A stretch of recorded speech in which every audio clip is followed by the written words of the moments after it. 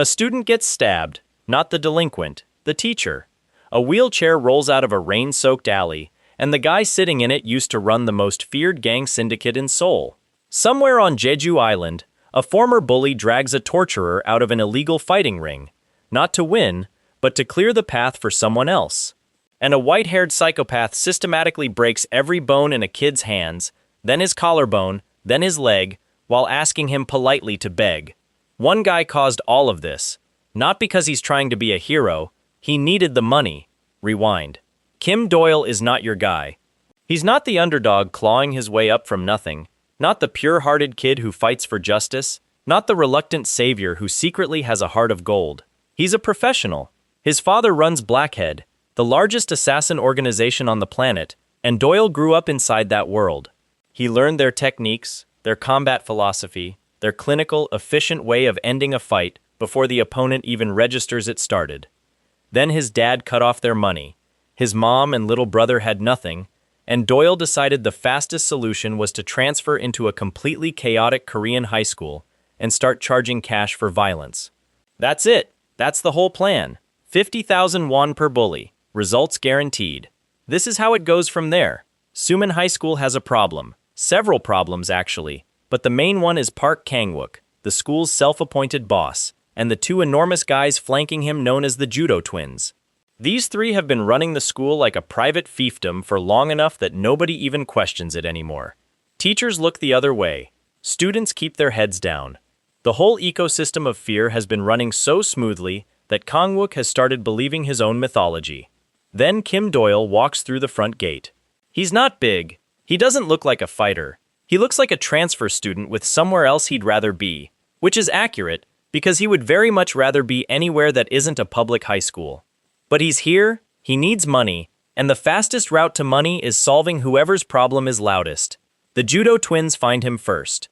This is the kind of mistake that only happens once, because after it happens, you spend the rest of your school year in a very different emotional state than the one you entered with. The twins go in expecting an easy target.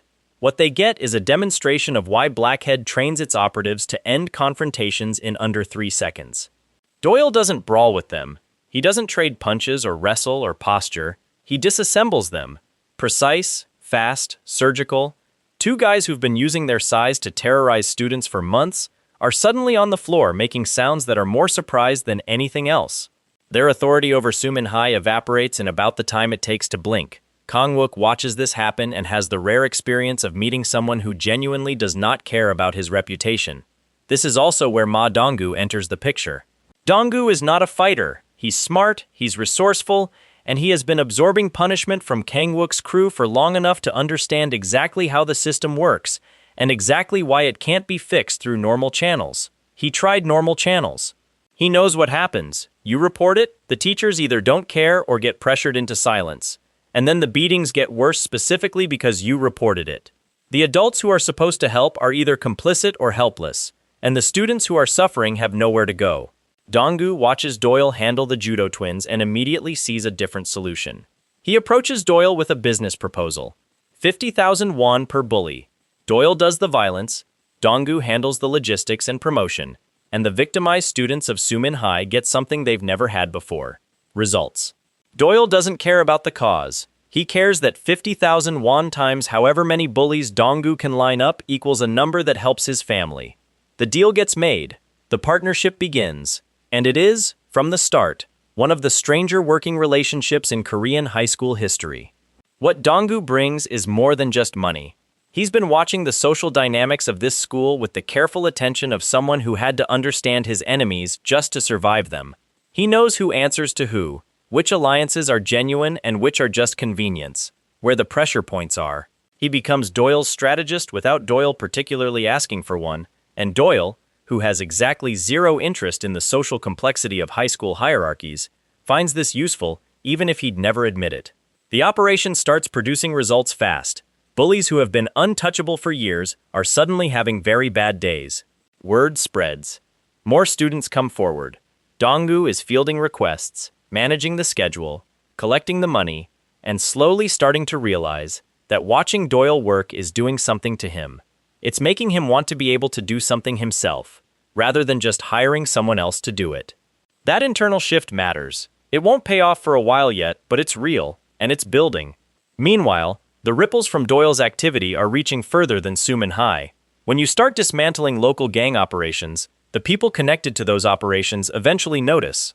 And the regional structure of Seoul's delinquent hierarchy is not a loose collection of independent groups. It's organized, layered, and connected to something much larger, called the 12 Nations. The 12 Nations is exactly what it sounds like, a syndicate of the 12 most dangerous delinquent organizations, controlling different regions across South Korea. They have territories, hierarchies, and enough collective muscle to make any individual school operation look like a minor skirmish. Ilgyang High School is one of the main nodes, the Southwest controller, and its leadership has been watching what's happening at Suman with increasing irritation. Irritation from Ilgyang High arrives in the form of enforcers. Not a warning, not a conversation, enforcers, plural, walking into Sumin to make a point. The point they intend to make is that Suman High is in someone else's territory and needs to behave accordingly. The point they accidentally make is that they brought a knife to a school with an assassin's son in it. The stabbing of teacher Wang Dochul is the moment the tone of this story shifts. Up to this point, there's been violence, but it's been the contained kind. Delinquents getting beaten, school hierarchies getting scrambled, nothing that permanently alters anyone's body. Im Jong-chan, Ilgyang's rank 2, known as the Ghost, a name he earned through a combination of terrifying speed and total moral absence, pulls a blade and drives it into a teacher's stomach inside school grounds. Not as an accident, as a statement. He wants everyone in that building to understand exactly how far Ilgyang is willing to go. Teacher Dokul survives, but later, at home, in front of his wife, he breaks down completely. This is a man who tried to do the right thing, who stepped in when a student needed protection, and the cost was a knife in the gut and the humiliation of having been completely helpless. He cries, and it's not the crying of someone processing a single bad day. It's the crying of someone watching the gap between what he's supposed to be able to do and what he actually can do crack all the way open. That scene lands. It's supposed to. Because the story wants you to understand what these systems cost the people inside them. Not just the students absorbing beatings, but the adults who can see what's happening and can't stop it. Doyle's response to the Ilgyang invasion is not diplomatic. He goes there himself, solo, to Ilgyang High, which is staffed by some of the toughest delinquents in Seoul, on their home turf with advance warning that he's coming. His toolkit for this particular operation: rubber bullets and janitorial supplies. This is not a power fantasy moment where the hero strides in and everyone parts before him in awe. This is Doyle being methodical and a little creative about how to incapacitate a large number of people without permanently injuring them, because he's operating under a personal rule that he cannot actually kill high school students, even with techniques that could do exactly that. What Blackhead martial arts looks like in practice is different from what most fighters expect. The core techniques have names: scattershot, the gun, snipe, double burst, and each one does something specific and efficient. Scattershot is a rapid barrage, multiple strikes in the time it takes a normal fighter to throw one. The gun is a single focal point punch, concentrated power delivered instantaneously, designed to penetrate any guard. Snipe is a movement technique. It doesn't just make Doyle fast, it makes him effectively invisible in motion, removing himself from his opponent's field of vision before the counter can be thrown. Double burst is an advanced heavy sequence, a follow-through that compounds impact.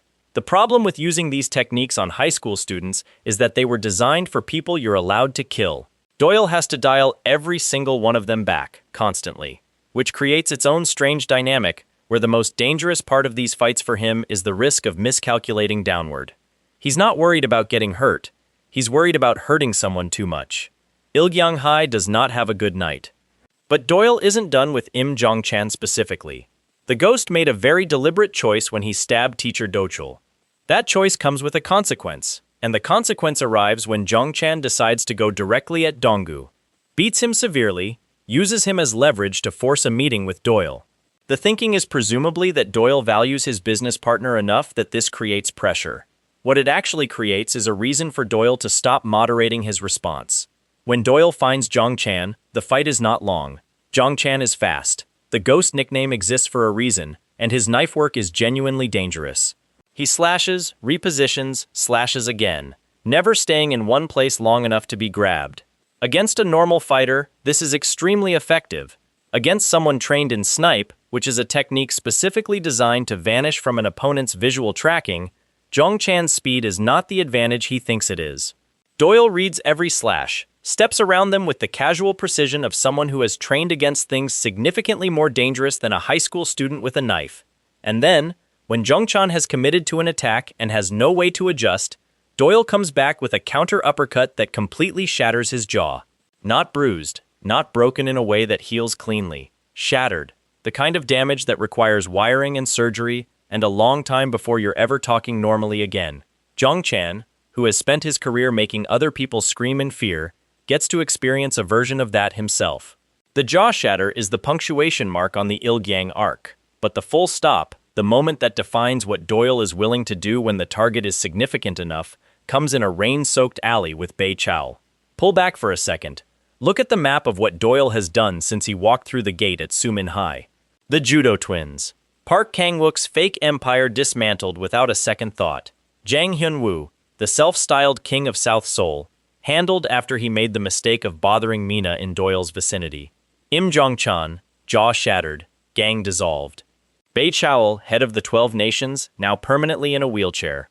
Wang Guokwai, physical monster and fear-seeker, missing an ear and face down on a school field. Ju Sangha, the son of God with hyper-reactive nerves, beaten until his foundational certainty about his own body was gone. And now the Hawaiian High operation in progress, Eugene disrupted, the entire drug syndicate's infrastructure under simultaneous information warfare and physical infiltration. Do the math on the timeline. This is one person, one transfer student who started with a mercenary rate card and a need to support his family. The regional delinquent hierarchy of Seoul, the structure that has been running these schools for long enough that everyone inside it accepted it as permanent and unchangeable, has been systematically taken apart in the time it normally takes a new student to figure out where the cafeteria is. This is the thing the story is doing underneath all the satisfying violence and the hype moments and the dopamine of watching untouchable people get touched very firmly. It's showing you what happens when a system built on the assumption that nobody capable of challenging it will ever show up encounters someone who was trained from childhood by the world's largest assassination organization and has absolutely no emotional investment in the system's continued existence. The 12 Nations wasn't vulnerable because it was weak. It was vulnerable because its entire architecture assumed the ceiling was wherever Bei Chao was standing. The regional bosses weren't soft. Guokwai was genuinely monstrous. Zhongchan was genuinely dangerous. Sangha's nervous system was a real advantage. They were just operating inside a framework that had never been stress-tested against someone from a completely different category of capability. Doyle is not from their world. He never was. Which raises the question that the story has been building toward from the beginning. Underneath every fight and every training sequence and every mercenary transaction, what happens when Doyle's world and his current world stop being separate things? Because they're not separate anymore. The Blackhead cleanup teams are moving into Hawaiian High. Guan, a Blackhead operative, not a high school ally, has been here since Sukdong. The murdered parents in Eugene's background are the kind of thing that doesn't stay contained to a regional drug operation. Whoever fired that sniper round into Zhongchan's plans is either Blackhead or connected to whatever produced Eugene, and either answer leads somewhere larger than anything Doyle's mercenary operation was originally designed to handle. The 50,000 won per bully arrangement was always going to end. The question was always what it was going to turn into. Let's go further back. Let's talk about Kim Doyle's father. The leader of Blackhead is not a character who appears in the current story coverage. He exists as context, as the shadow that falls across everything Doyle does and everything Doyle is. He froze the bank accounts. He cut off support for Doyle's mother and brother when they moved to Korea. He did this deliberately, as a choice, with full knowledge of what it would cost them. This is not a man who made a difficult decision under pressure. This is a man who used financial control as a weapon against his own family, which in the context of someone who runs an assassination organization tells you something very specific about how he understands the relationship between power and the people closest to him. Doyle's resentment toward his father is not hot. It's not the teenage anger of someone who feels misunderstood or constrained. It's colder than that. The specific temperature of someone who has looked clearly at what a person did and what that reveals about them, and made precise decisions based on that clarity. Doyle isn't trying to prove something to his father. He isn't running the mercenary operation as a rebellion or a statement. He needs money because his family doesn't have it, and the most efficient route to money given his specific capabilities is what he's doing. But the emotional wound is there. His mother was abused. His father used the financial infrastructure of the world's largest assassination organization to punish a woman and her children for the crime of leaving. Doyle grew up watching this, grew up trained inside the same system his father runs, grew up with the techniques and the philosophy and the operational capability of Blackhead, and then had to watch those tools be used against the people he was supposed to protect. This is what the money is actually about. Not comfort, not ambition, not the simple mechanics of survival. Every one he earns is a degree of independence from the system his father controls. Every completed job is evidence that his family doesn't need what his father decided to withhold. The mercenary operation is, at its deepest level, a refusal. A precise, financially structured refusal to accept that his father's power over them is permanent. He doesn't say any of this. He charges his rate and does his work and spends prize money on hotel suites in ways that drive Dongu insane. But it's all running underneath, and understanding it changes the texture of every decision he makes. The coldness makes more sense with this context. When you grow up in an environment where emotional expression is a liability, where the person with the most power in your life uses his understanding of your feelings as a tool against you, you learn to put your real internal states somewhere inaccessible, not eliminated, relocated.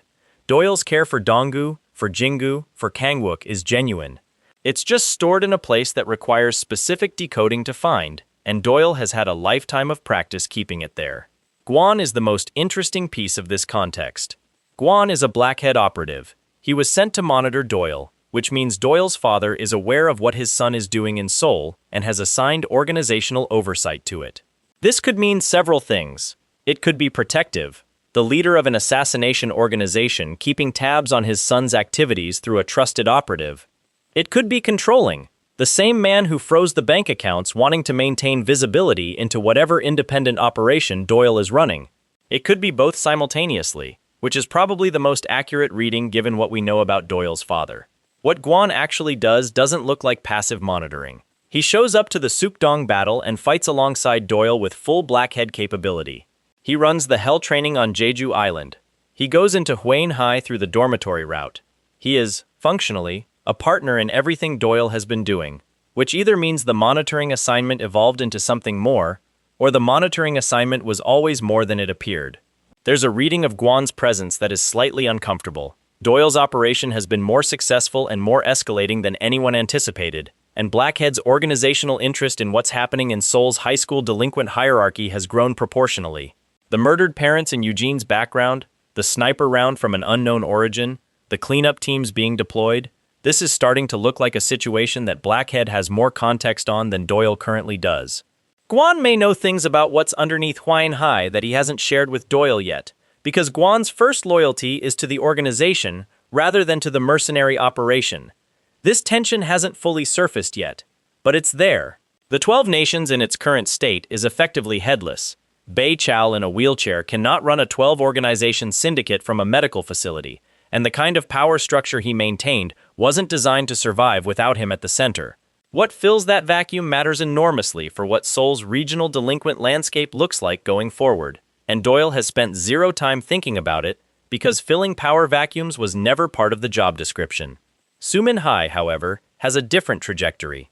Dongu holds nominal leadership now, won through the fight with Kangwook, established through the Death 10 victory, backed by the visible fact that Suman is the school that produced the people who dismantled every threatening organization in the region. The student body that used to walk with their heads down has been recalibrated by watching Doyle and company operate. The victimized nerds who hired Doyle with 50,000 won have seen what happens when someone with actual capability shows up and takes their side. This doesn't mean Suman is suddenly a powerful school in the regional hierarchy sense. Power in that sense is what Doyle was systematically removing from the hierarchy entirely. What Sumin has is something different, a community of people who have been through something together, who have the specific confidence of having survived and contributed to things that should have been too large for them, and who have a leader in Dongu who understands both the philosophy and the cost of what they went through. Dongu's leadership is not Kangwook's leadership. He's not running an intimidation ecosystem. He's not positioning himself as the top of a local hierarchy that exists by making people underneath it smaller. What he's building, quietly, without announcement, is something that looks more like what Doyle accidentally built across the whole operation: a group of people who chose to be there, who have specific and complementary capabilities, who have been through enough together to trust each other's judgment under pressure. The irony is that Doyle created this while explicitly not trying to create anything. He showed up with a rate card. He charged for violence. He kept the relationship with Dongu transactional through every attempt to make it otherwise. And the community that formed around his mercenary operation is more functional and more genuinely cohesive than anything the 12 Nations built through years of deliberate organizational effort. Because the 12 Nations was built on control, and control produces obedience, not loyalty. When the controlling force goes away, Chow into a wheelchair, Zhongchan's jaw shattered, the organizational gravity gone, the obedience evaporates with it. There's no residual structure because there was never genuine buy-in, just power, and the absence of anyone stronger. What Doyle's operation built was different. Kang Wook chose to come back during the Sukdong battle. Nobody called him, nobody contractually obligated him, nobody threatened consequences if he didn't show. He made a choice based on who he was becoming and what that person would do. Jingu fought An Hyodok past the point of concussion because he decided the result mattered. Dongu spent 2 months doing tedious lower body conditioning without quitting because he understood what it was for. These are voluntary commitments from people who had other options and chose this one. That's the thing control can't produce, and it's the thing Doyle built without meaning to. Now, the question of Soul Mina and what she actually represents in the story's architecture. Comedic relief was the functional explanation, and it's accurate as far as it goes. But Mina does something more specific than just providing pressure release. She represents the version of Doyle that the people around him are slowly learning to see. She misreads his hostility as affection, which is absurd, but she's not entirely wrong about the direction. The affection is there. It's deeply buried, operating in a completely different register, expressed through actions that look nothing like conventional warmth, but it exists. Mina sees what she wants to see, which is categorically the wrong way to perceive another person. But what she wants to see is someone whose intensity and focus and presence are directed at her, which is, if you strip away the threat component, not entirely different from what Dongu and Jingu and Kangwook have been experiencing. Doyle's attention is the most valuable thing in his vicinity. When it lands on you, things change. When he's working on your behalf, the problems that seemed permanent become solvable. When he shows up, the situation reorganizes around his presence. Mina, through completely wrong reasoning, has identified something real. She's not going to be the love story. That's not what this is. But she's the comedic shadow of the actual emotional story. The one running between Doyle and the people he's built something with. The one that exists in the specific texture of how he spends prize money and designs training programs and moves through hostile buildings toward people who are down. She also, in a practical story function sense, keeps Doyle from becoming an abstraction. He's so competent, so contained, so capable of handling everything that crosses his path that he risks becoming less a character than a force of nature with a rate card. Mina's refusal to be intimidated by him, her complete immunity to the intimidation that works on literally everyone else, keeps him person-sized. She doesn't know what he is, and so she treats him like a person, and watching him be completely unable to process this treatment is one of the most humanizing things in the story. His bafflement around her is the clearest window into the interior of someone who is otherwise very good at not having windows. The underground fighting economy that the Death 10 operates within deserves some examination too, because it's part of the world building that the main story doesn't pause to explain in full. The Death 10 on Jeju Island exists because there's demand for it. Fighters who want real competition outside any official oversight. Organizers who profit from the spectacle and the betting. A whole economic ecosystem built around people choosing to hurt each other in exchange for money and ranking. It is, in miniature, the same structure as the 12 Nations school hierarchy. Control through violence, hierarchy maintained by who can beat who, the people at the top holding their position until someone more capable shows up. The difference is that Death 10 has explicit rules around the violence. You win by your opponent being unable to continue, not by actually killing them, which is a thin line but a real one.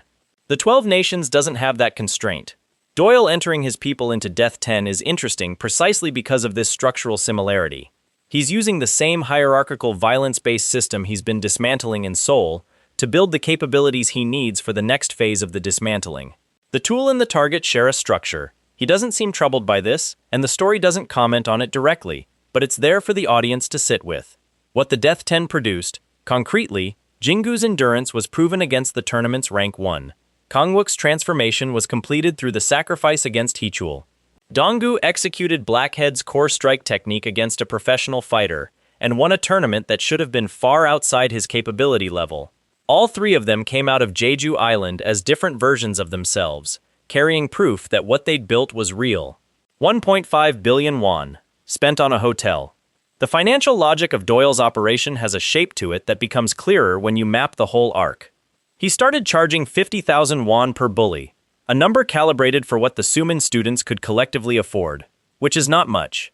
As the targets escalated, the fees escalated with them, because the risk and the operational complexity increased. The Sukdong bounty was 5 million, 100 times the original rate. The Death 10 prize was 1.5 billion, which dwarfs everything before it. And he spent it all on the hotel. Why? The operational answer, that the money was the reward for winning, and the reward is how you celebrate a win, is internally consistent but clearly incomplete. Doyle knows how much his family needs money. He knows the hotel is an irrational use of 1.5 billion won relative to the original goal of financial independence from his father. He made the choice anyway. The hotel is what generosity looks like when it's being performed by someone who won't acknowledge that it's generosity. It's a gesture that can be explained as absurd financial logic that gives Doyle complete cover for the charitable reading that he can dismiss if anyone tries to assign meaning to it. But it put the people who had just been through a month of hell and a brutal tournament inside somewhere comfortable. It gave them softness after the hardness. It marked the win as something worth marking. He just did it in a way that he could claim, if pressed, had nothing to do with caring about them. Dongu knows. He was furious in the moment. Genuinely, specifically furious about 1.5 billion won becoming room service. But he knows. He has been watching Doyle long enough to read the sideways language. The hotel was Doyle saying something he doesn't have words for, in the only vocabulary currently available to him. Which brings everything back to the hallway. Jingu on the floor, broken in 3 places. The sniper shot hanging in the corridor air. Eugene recalculating. Doyle incoming. The financial operation is over, functionally. Whatever comes next in Huayin High is not going to resolve into a clean bounty payment and a transaction closure. The murdered parents, the sniper, the Blackhead cleanup teams, the implications of what's underneath Eugene's operation, this is the point where the mercenary arrangement Doyle constructed collapses under the weight of everything it produced that wasn't on the original invoice. What it produces instead is a person who moves through a hostile building toward a broken ally because the ally is down and the distance is all that's currently between them. Not for money, not for the mission. Because Jingu went down moving forward, and that means something, and Kim Doyle, assassin's son, Blackhead-trained operative, the person who charged 50,000 won per bully and spent 1.5 billion won on thread count, is not the kind of person who lets that go unanswered. Even if he'd never say it that way. The hallway is waiting. Eugene is waiting. And the story that started with a kid handing over 50,000 won and asking for help is arriving at the place where every thread it carefully laid down has to be picked up and resolved. The sniper, the parents, the cleanup teams, the confrontation, the ceiling Eugene has never seen before. Doyle walks through the door. The door opens. Doyle takes in the hallway in the time it takes most people to blink. Jingu on the floor, hands, collarbone, leg, all of it visible in the way a trained eye reads damage. The position of the body, the angles of the breaks, the specific configuration of someone who went down fighting rather than someone who folded. Doyle reads all of it in under a second and files it. Not with visible emotion, with the precision of someone who is simultaneously cataloging information and making a decision about what happens next. Eugene is still in the hallway. The sniper round disrupted him but didn't take him out. Whatever Blackhead cleanup asset or unknown operator fired that shot was working with a mandate that stopped short of lethal, or the shot was a warning, or the angle and the distance and the target all added up to a result that stopped the immediate situation without ending Eugene permanently. He's recalibrating. moving through the specific mental process of someone who was operating in complete control and has now received two pieces of information he didn't have before. There is a shooter at an unknown position, and Kim Doyle just walked through the door. Eugene looks at Doyle. Doyle looks at Eugene. The white hair, the flat eyes that process without reacting, the specific quality of stillness that exists in someone who doesn't have the usual human electrical activity running underneath their surface. No nervousness, no adrenaline spike, no threat assessment that produces any visible change in physiological state. Eugene in this moment looks like what he is, a system that has been optimized for violence over a long period and has arrived at something that functions more like a process than a person. Doyle has met processes before. His father runs one. He knows what they're vulnerable to. Eugene has killed people. This is established, not implied. The murdered parents in the evidence Doyle found are one data point. The stories attached to Huane High's operation are others. The specific way Jingu's body has been arranged on the floor is a third. This is someone who crosses the line that Doyle has been operating carefully behind this entire time. The line between incapacitation and permanent damage. The line between a fight and something that doesn't have a clean word. The rule Doyle has been following: suppress the Blackhead techniques enough to keep high school opponents functional, because killing a teenager is a different category of action than winning a fight. That rule was designed for the operational environment he's been working in. For Bai Chao and Im Jongchan and Wang Guokwai and Zhu Sang'e, who were all serious threats, but were serious threats inside a context where certain limits applied. Eugene has stepped outside that context. Eugene broke Jingu's hands, collarbone, and leg while Jingu was on the floor. He was asking him to beg for his life before the sniper interrupted. The line that Doyle draws between himself and the targets he moderates his response to. That line exists on the assumption that the targets, however awful, are operating inside some version of the same world. Eugene is operating inside a different one. The selective amnesia, the emotional flatness, the specific satisfaction in making someone beg, this is not a high school bully who got too powerful. This is something that formed in a different crucible entirely, under pressure that produced a person who processes human beings as objects to be categorized and managed. The moderation dial shifts, not to lethal. Doyle is not going to kill Eugene in a high school hallway, not because Eugene doesn't qualify, but because killing him here doesn't close what's underneath him. The murdered parents, the drug operation's real infrastructure, the organizational threads that extend beyond what any regional infiltration can see. Eugene dead in this corridor is a closed chapter that leaves the book open. Blackhead's cleanup teams need Eugene functional enough to be a source of information. The sniper, whoever they are, apparently agrees, which is one of the few things their intervention communicated clearly. But functional enough to be a source of information covers a lot of territory between where Eugene currently stands and where he ends up. Doyle moves. Snipe first. The removal from visual field, the vanishing from Eugene's tracking before the counter can be assembled. Eugene is fast. His processing is different from Sangha's hyper-reactive nervous system, but it operates in the same general category of being significantly above normal human response time. He starts to adjust the moment Doyle moves, starts to build the counter geometry, starts to position for wherever Doyle is going to be. The difference between Eugene and every previous opponent Doyle has faced in this operation is that Eugene has actually been in the room with seriously dangerous people before. Not Blackhead-trained dangerous, but above the regional high school tier, above the 12 nations muscle, above anything Seoul's delinquent hierarchy produces.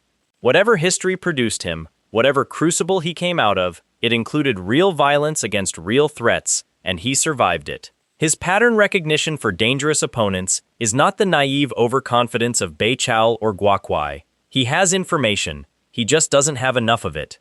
Snipe puts Doyle somewhere Eugene's model didn't account for.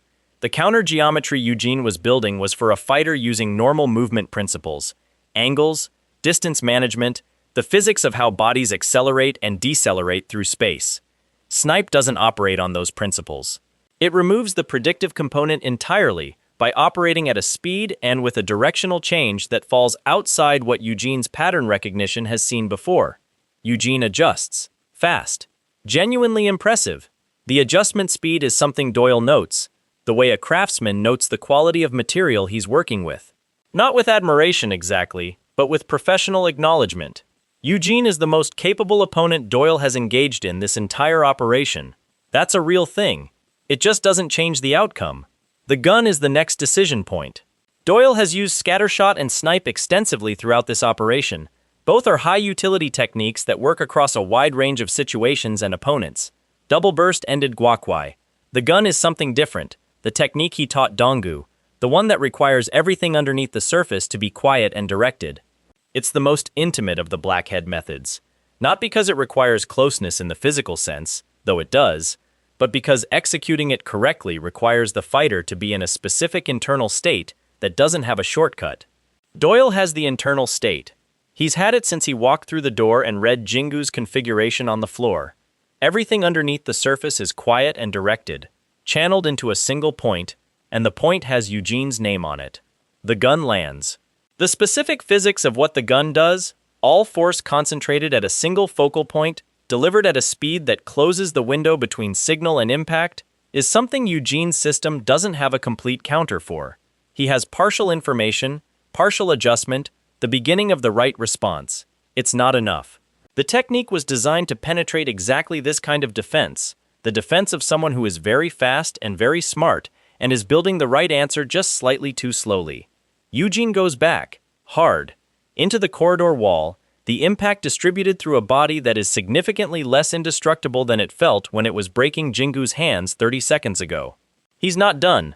This is the difference between fighting someone in Eugene's category and fighting the regional high school tier. The regional tier folds at the gun. Eugene absorbs it and tries to convert the momentum of hitting the wall into a repositioning move, trying to use the surface to push back into the fight rather than down to the floor. It's the right instinct. The execution is slower than he wants it to be, because the gun's focal point impact does something to the nervous system that takes a moment to metabolize, and that moment is what Doyle needs. Scattershot fills the moment. Rapid-fire multi-strike barrage, each contact point following the last before the defensive response from the previous one has completed. Against someone with Eugene's processing speed, this doesn't work as cleanly as it does against normal fighters. Eugene is picking up individual strikes and trying to route responses to them, his system doing the work it was built for. What makes scattershot work against this particular defense is volume. The response pathways get saturated. There are more incoming signals than there are available response channels, and the system that processes without emotional interference and usually manages complexity so effectively becomes briefly overwhelmed by more simultaneous inputs than it can prioritize. Brief is enough. Eugene is on the floor, not broken in the specific sequence of three-way he arranged Jingu, not arranged to make a point about helplessness, on the floor because his body has received more damage than it can currently run through, and the floor is where bodies go when that threshold is crossed. Doyle stands over him. The moment has a specific quality, not triumph, not the satisfaction of a completed revenge arc, not the emotional release that a conventional story would build into this position. Doyle looks at the person on the floor who broke Jingu in 3 places and asked him to beg, and what shows in his face is not warmth or heat or anything that announces itself. It's the specific expression of someone who has finished a task that needed finishing. He crouches down. Eugene, even on the floor, is processing. The selective amnesia is not in play right now. Whatever triggers it, this doesn't qualify. And Eugene is present and aware and looking up at Doyle with the flat eyes that have no readable emotional content. He's doing the math, calculating the gap, recalibrating his model, arriving at the conclusion that the ceiling he never found before is currently crouching over him. Doyle doesn't ask him to beg, he asks him a question instead. One question, specific, about the drug operations infrastructure, the supply chain that runs through Ilgyang High, the distribution network that extends beyond the school's visible operation, the organizational threads that connect to whatever produced Eugene's parents' murder. Blackhead's cleanup teams need this information, and the quickest way to get it is to ask the person who has all of it and is currently in no position to decline the conversation. Eugene, to his credit, doesn't immediately answer. There's a long moment where the flat eyes look at Doyle, and Doyle looks back, and the hallway is quiet, except for Jingu's breathing on the floor a few meters away, which is steady, which is the most important sound currently available. Then Eugene talks. Not because he's been broken psychologically, the flatness doesn't crack, the amnesia doesn't trigger, the surface of what Eugene is doesn't visibly change. He talks because he's made the same calculation Doyle made about killing him. the information is more valuable intact than the silence, and whatever leverage Eugene might have had in this situation evaporated when the gun landed. He's doing resource management. If talking is the option that keeps the most pathways open, then talking is what he does. What he says changes the shape of the Hwine operation. The drug synthesis isn't contained to Hwine High. The school was a production node. The most visible one, the one attached to the school's physical infrastructure, because the school's dormitory space and institutional cover made it useful. But the actual operation extends through a network of locations that Hwane's visible hierarchy was never fully in control of. Eugene was not the top. He was a layer, the enforcement layer, the local management, the part of the operation that anyone looking at Hwine High from the outside would identify as the leadership. Above Eugene is something that has a longer history and a wider reach than anything the regional delinquent hierarchy was ever going to surface. The murdered parents are part of it. Whatever produced Eugene, whatever situation he grew up inside that built the specific person he became, connects to the actual organizational structure that the drug network serves. Doyle listens, files the information, contacts Guan through whatever communication channel they've been using throughout the operation. Guan already knows some of it. This is the thing. Guan, as a Blackhead operative, has organizational access to information that Doyle's mercenary operation wasn't plugged into. He's been here since Sukdong, and the reason he's been here since Sukdong is not purely because Doyle needed backup for the gang war. Blackhead had existing interest in Hwine High before Doyle's operation reached it. The cleanup teams weren't called in because of the sniper shot. They were already staged. The sniper was Blackhead, not a separate unknown organization, not someone with a personal stake in Eugene's history. Blackhead's cleanup operation, positioned for exactly the moment when Eugene was still functional, and the immediate threat to Jingu had to be interrupted, without terminating the primary intelligence source. Guan coordinated it. The shot was precise enough to disrupt without eliminate because Blackhead wanted the conversation that is currently happening. Doyle over Eugene, extracting operational information, feeding it into the cleanup team's framework. The mercenary operation and the assassination organization's operation have been running parallel for longer than Doyle knew. This lands differently for Doyle than it would for most people. He's not naive about what Blackhead is or how it operates. He grew up inside it.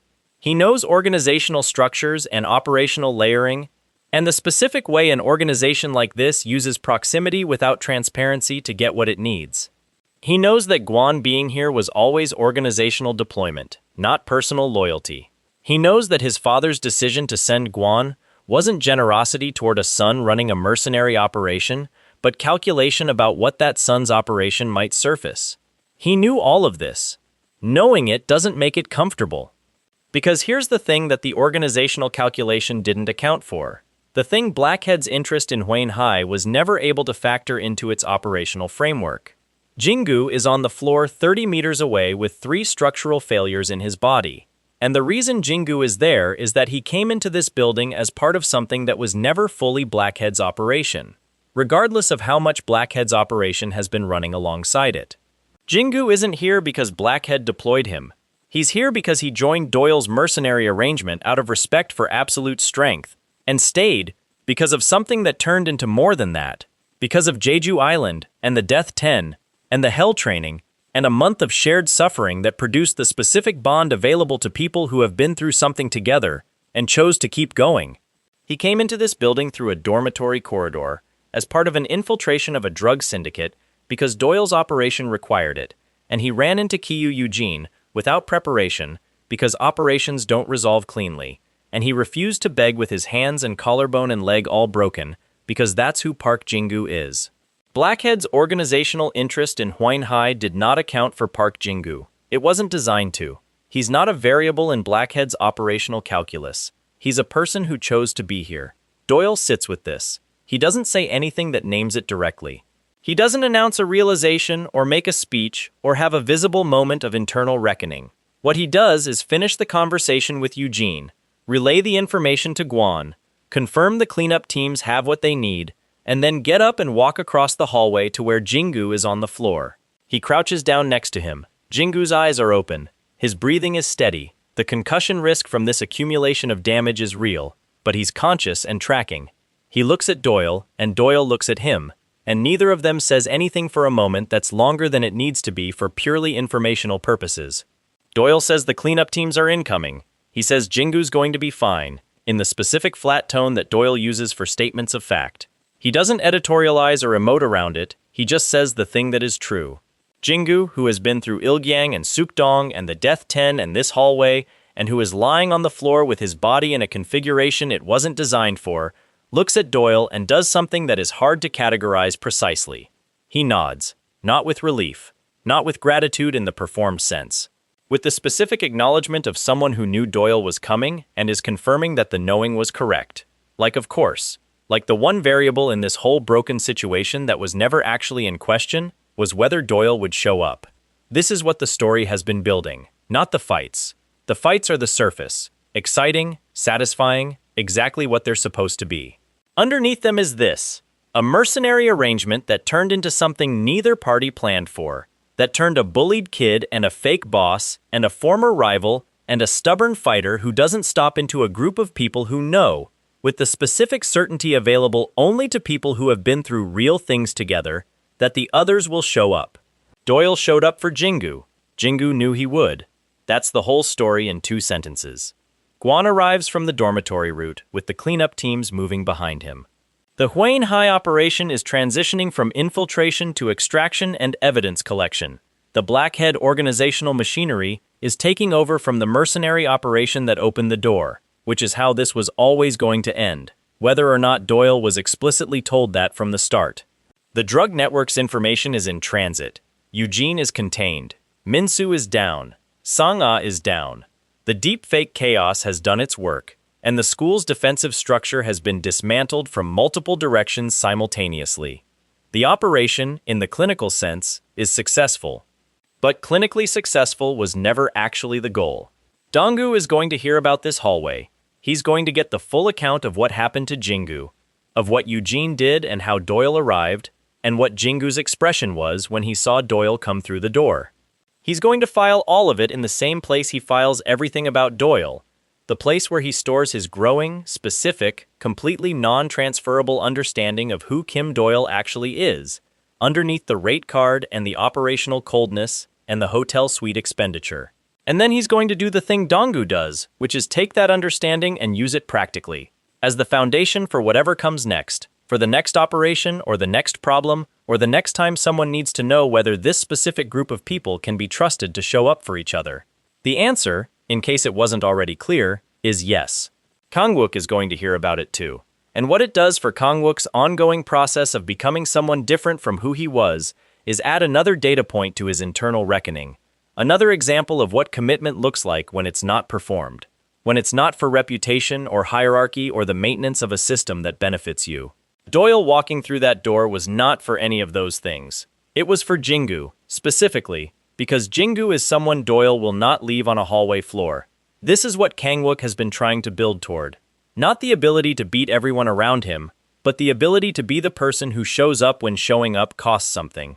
His Death 10 sacrifice was a first pass at it. What Doyle did in this hallway is the advanced version, the demonstration of what it looks like when the showing up is completely unambiguous and the cost is immediate and real.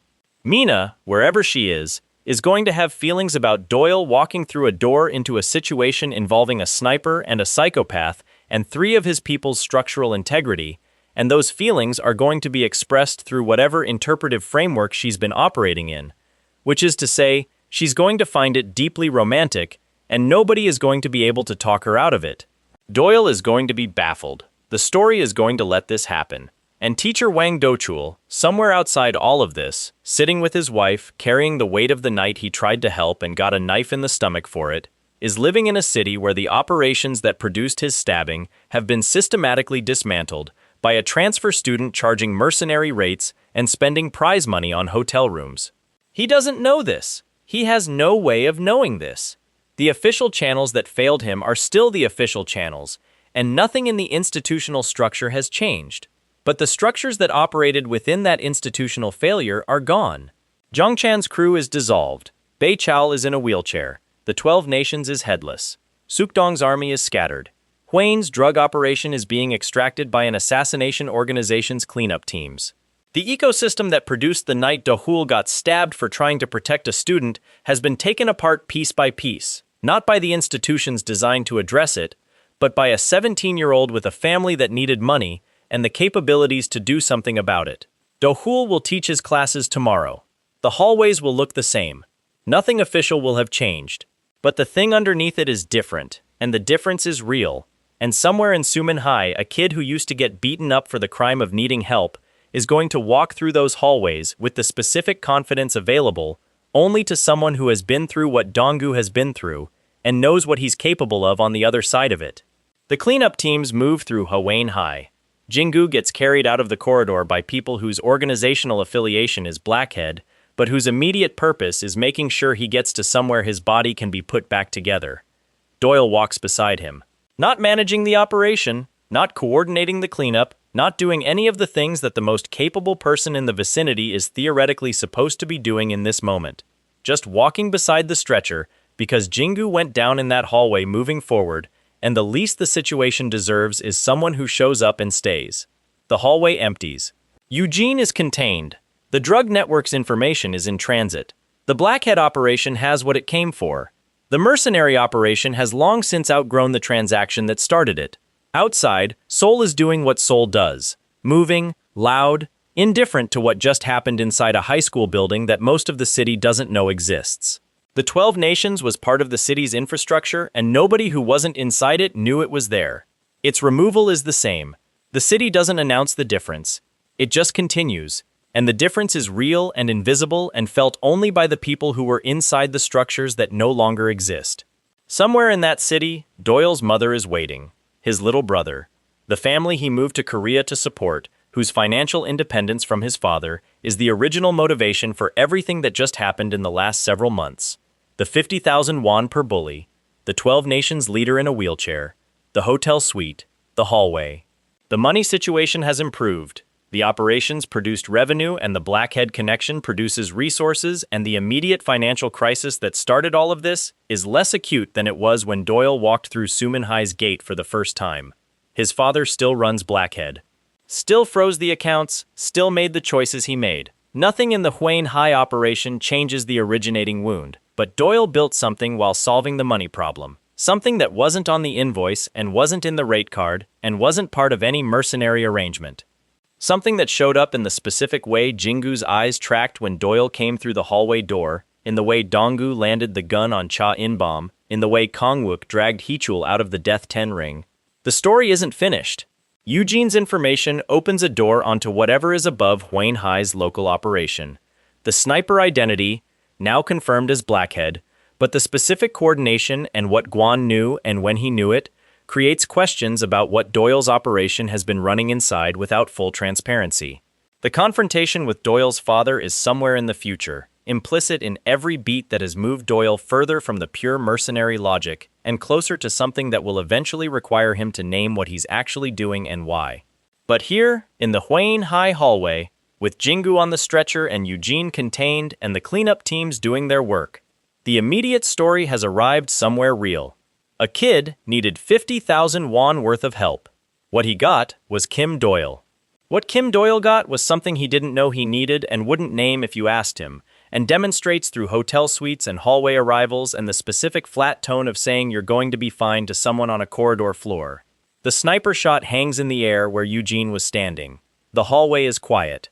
The story lands exactly where it was always going, not on an answer, but on a door. The next arc is on the other side of it. Whatever is above Eugene, whatever Blackhead knows that Doyle doesn't, whatever confrontation with his father is waiting in the future, all of it is through that door. Doyle walks beside the stretcher. The door is still open.